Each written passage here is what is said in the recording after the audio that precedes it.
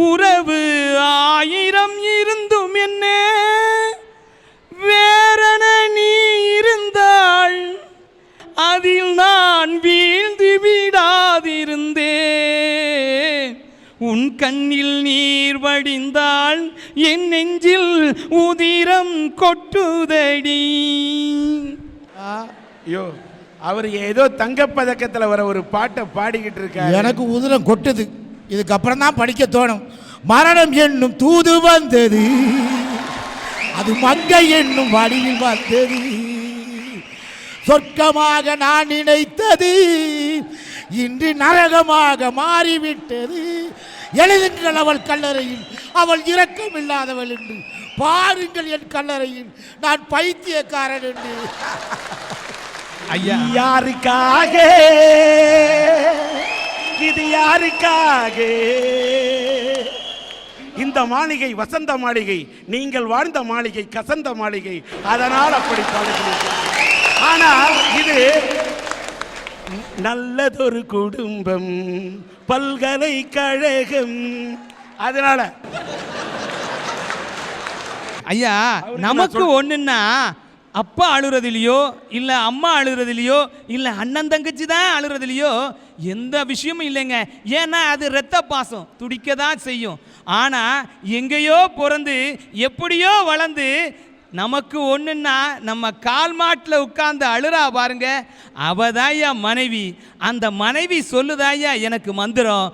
நம்ம எங்கள் பாரதி இருக்கா பாருங்க, எங்கள் பாட்டன் பாரதி, அவன் சூரத் மாநாட்டுக்கு போயிருந்தா ஐயா. அங்கே நிவேதிதான்னு ஒரு அம்மா ஐயா, வெளிநாட்டு அம்மா. அந்த அம்மாவை பார்க்குறான். அப்போ அந்த அம்மா கேட்குறாங்க, பாரதி செல்லம்மா எங்கப்பான்னு. அவள் எதுக்கு அப்படின்னா, சக்தி இல்லாமல் நீ எதுக்குப்பான்னா. அப்பந்தான் எங்கள் பாரதிக்கே கண் துறக்குது, பெண்ணு தான் சக்தி, அந்த சக்தி தான் நம்மளை வாழ வைக்க போகுதுன்னு சொல்லி, வானமடி நீ எனக்கு வையமடி நான் உனக்குன்னு எங்கள் பாட்டன் பாரதி பாடினான் பாருங்க. அந்த பரம்பரையில் வந்தவங்கய்யா நாங்கள். அணைஞ்சு போய் கிடந்த என் வாழ்க்கைக்கும் இருண்டு போய் கிடந்த என் நம்பிக்கைக்கும் ஒளி கொடுத்தா பாருங்க, அவதான் என் பொண்டாட்டி. அந்த பொண்டாட்டி சொல்லதான் மந்திரன்னு இங்கே பேச வந்திருக்க ஐயா. ஐயா, தாயில் சிறந்ததொரு கோவிலும் இல்லை, தந்தை சொல் மிக்க மந்திரம் இல்லை. இது அந்த காலம். தேட்டரில் சிறந்ததொரு கோவிலும் இல்லை, திரிஷா சொல் மிக்க மந்திரம் இல்லை. இது இந்த காலம். அறிஞர் அண்ணாட்ட போய் ஒரு வெள்ளைக்காரர் கேட்டாராம், இந்த உங்க தமிழ் மொழி தான் பெருசுன்னு இருக்கீங்களே, உலகம் ஃபுல்லா எங்க ஆங்கிலம் பரவி இருக்கு, எங்க ஆங்கிலம் தான் பெருசு அப்படின்னு அந்த வெள்ளைக்காரர் சொன்னாராம். அதுக்கு அறிஞர் அண்ணா சொன்னாராம், எங்க நாட்டில் உள்ள பசுவும் அம்மா அம்மான்னு தான் சொல்லுது, உங்க நாட்டில் உள்ள பசுவும் அம்மா அம்மான்னு தான் சொல்லுது, ஏன் உங்க நாட்டில் உள்ள பசு மட்டும் மம்மி மதர்ன்னு சொல்லலன்னு கேட்டாராம் ஐயா. பசுவுக்கு தெரிஞ்ச ஒரே வார்த்தை கூட அம்மா தான் ஐயா. ஒரு கட்டிடம் நல்ல நிலைத்து நிற்கிறது காரணம் அஸ்திவாரம். ஒரு மரம் அசையாம இருக்க காரணம் அதனுடைய வேர். அது மாதிரி ஒரு மகனோ அல்லது மகளோ நிலைத்து நிற்க காரணம் அவங்க தாய் தந்தையினுடைய ஊக்கமும் ஆக்கமும் தான் சார். என்னமோ உசு இறந்துச்சு போய் பார்த்துச்சு சொல்லிக்கிட்டு இருக்க. அவ பிள்ளைய வழக்க மேலே ஒழிச்சு போய் போய் குப்பைச்சட்டில் வீசி எறிஞ்சிக்கிட்டு இருக்கா. நீ என்னமோ கதை சொல்லிக்கிட்டு இருக்க. அண்ணா, தன்னோட பிள்ளைகளுக்காக வாழ்றவ தான் தாய், தனக்காக வாழ்றவ பேய். நான் தாயை பத்தி சொல்றேன், நீங்க பேயை பத்தி சொல்றீங்க. பேய் பேயை பத்தி தான் சொல்லும்.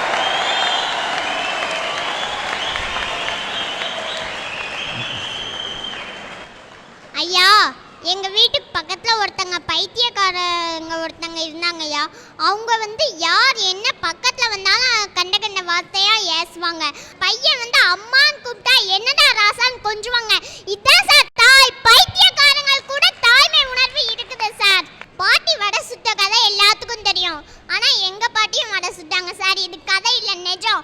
எங்க பாட்டி வடை சுட்டு எங்க அப்பாவை படிக்க வச்சதுனால தான் இப்போ எங்க அப்பா ஹார்வர்ட்ல வேலை பார்க்குறாங்க சார். இதுக்கெல்லாம் காரணம் ஒரு தாய் தான் சார். இதனால தான் ஏன் சொல்றேன், தாயில் சிறந்ததொரு கோவிலும் இல்லை. ஐயா, விண்மீனை வானத்துல பார்க்கலாம், புன்னகைய பூக்கள்கிட்ட பார்க்கலாம், ஒற்றுமையை தேனீட்ட பார்க்கலாம், தந்திரத்தை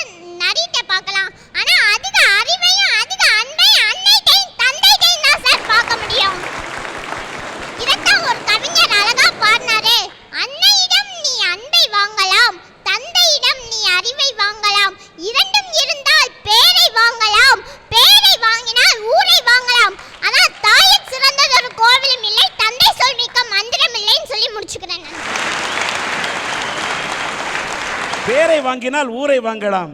இந்த மேடையிலே நீ பேரை வாங்கிவிட்டாய், விரைவிலேயே நீ ஊரை வாங்க வேண்டும். ஐயா, நான் சாதாரண குடும்பத்தில் பிறந்தவா, அதே மாதிரி என் கணவரும் சாதாரண குடும்பத்தில் பிறந்தவர். அப்படி இருக்கப்ப எங்களுக்கு கல்யாணத்தை வச்சாங்க.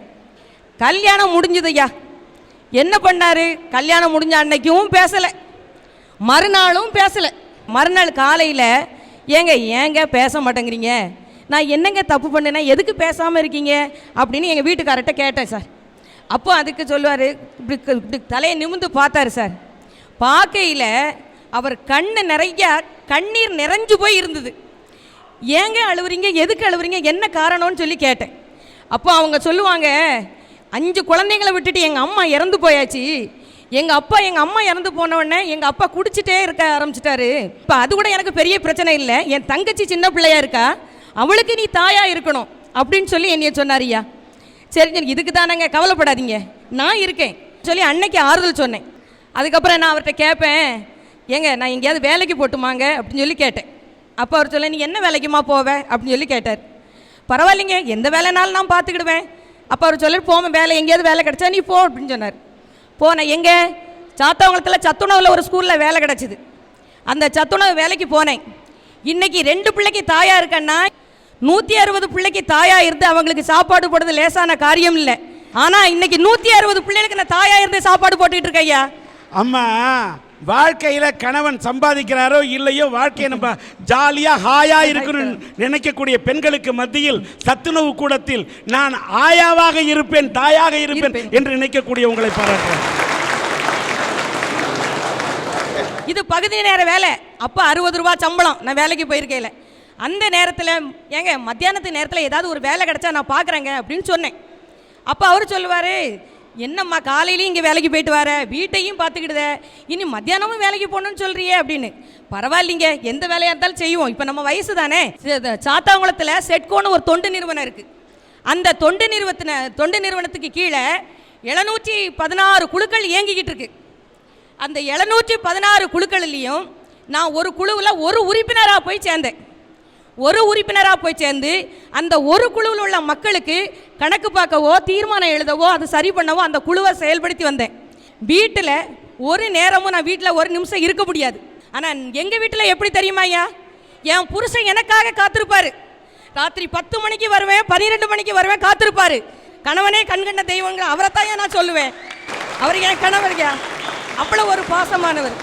அப்படி இருக்கிற நேரத்தில் மதுரையில் ஒரு ட்ரைனிங் போட்டிருந்தாங்க, ஒரு 2 நாள் ட்ரைனிங் போட்டிருந்தாங்க ஐயா.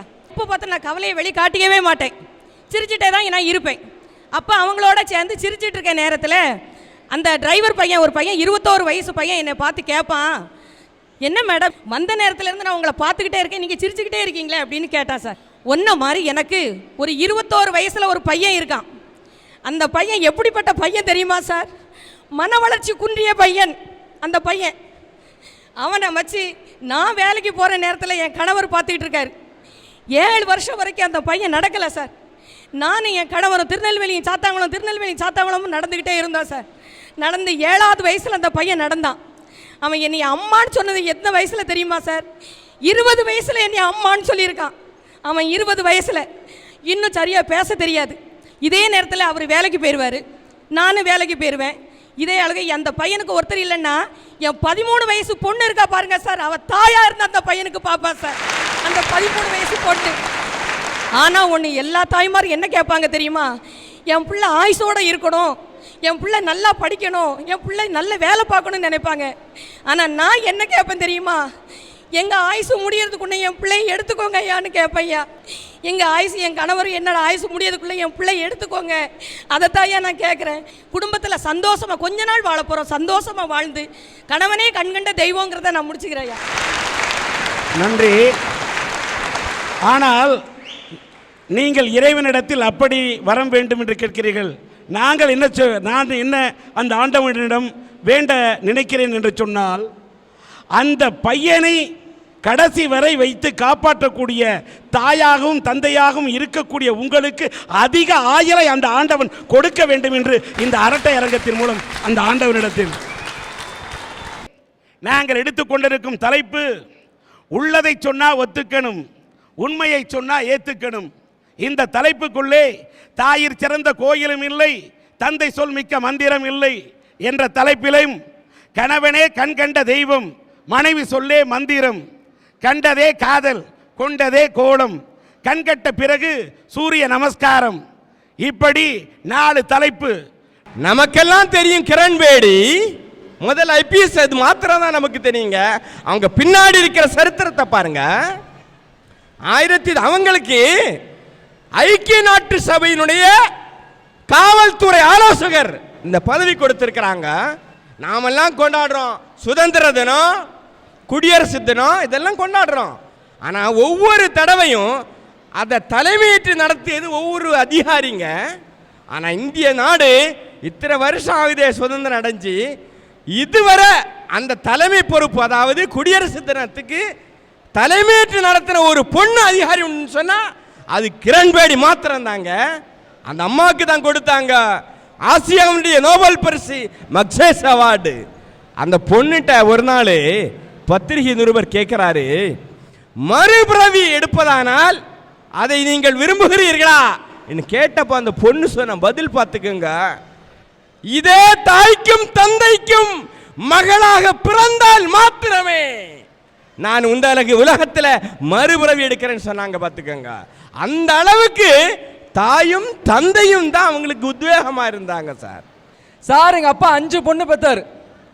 5 பொண்ணுக்கு அப்புறம் ஆம்பளை பிள்ளையே இல்லைன்னு தவம் இருந்து வரம் இருந்து ஒரு அழகான அருமையான ஆம்பளை பிள்ளை பெற்றார் சார். சொன்னா நம்ப மாட்டீங்க, அது நான் தான். என்னையும் படிச்சு பெரிய ஆள் ஆக்கணும்னு எங்க அப்பா ஆசைப்பட்டு சார் என்னைய கொண்டு போய் பள்ளிக்கூடத்தில் சேர்த்தார். 4ஆம் கிளாஸ்ல வாத்தியார் கணக்கு நடத்துறாரு. 2 2 4ன்னாரு. சரி சார்ண்ணா. 4 4 8டா வெங்கடேஷ். சரிண்ணா சரி சார்ண்ணா. 25 25 50ன்னாரு. சர்தான் சார்ண்ணா. திடீர்னு 427 372 எத்தனடான்னாரு. நான் சொன்னேன், படிச்ச நீங்க சின்ன சின்ன கணக்காக போடுவீங்க, படிக்காத எங்கிட்ட பெரிய பெரிய கணக்காக கேட்பீங்களா, இது எந்த ஒரு நியாயம் சார்ண்ணா.